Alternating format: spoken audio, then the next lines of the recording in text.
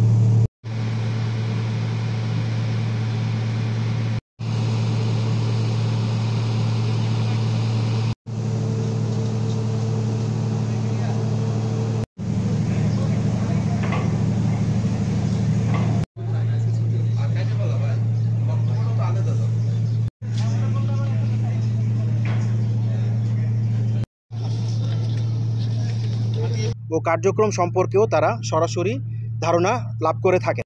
সর্বস্তরের জনগণ নৌবাহিনীর জাহাজ ভ্রমণের সুযোগ পেয়ে থাকেন।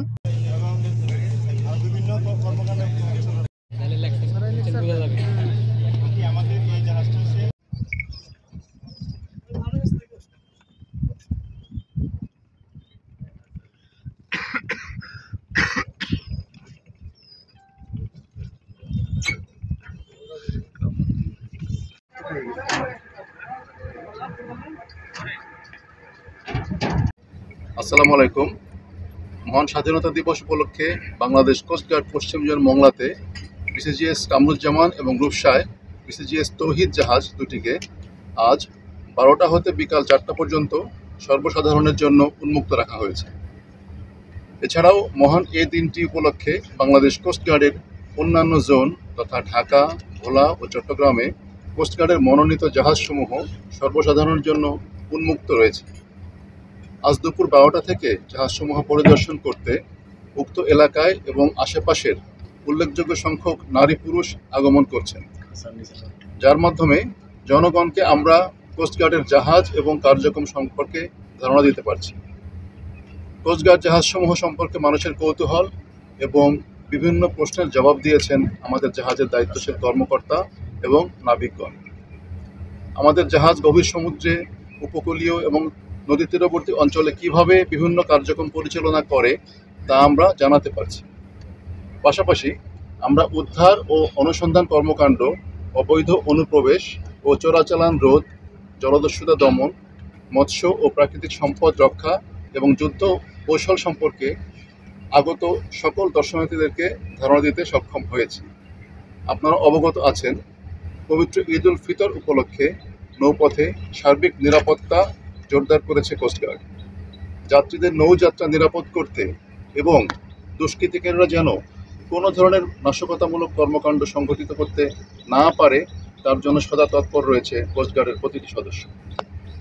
দেশের আইন শৃঙ্খলা পরিস্থিতি স্থিতিশীল রাখতে বাংলাদেশ কোস্টগার্ড 24 ঘন্টা টহল জারি রেখেছে, যার মাধ্যমে কোস্টগার্ডের আওতাধীন উপকূলীয় এবং নদী তীরবর্তী অঞ্চলের আইন শৃঙ্খলা পরিস্থিতি অনেকাংশে উন্নত হয়েছে। কোস্টগার্ড ভবিষ্যতে এ ধরনের অভিযান অব্যাহত রাখবে।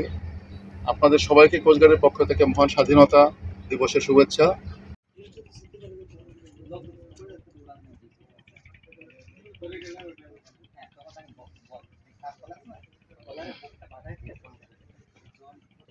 স্যার পলাশারা গেছে কি জিজ্ঞেস করছে এটা কি?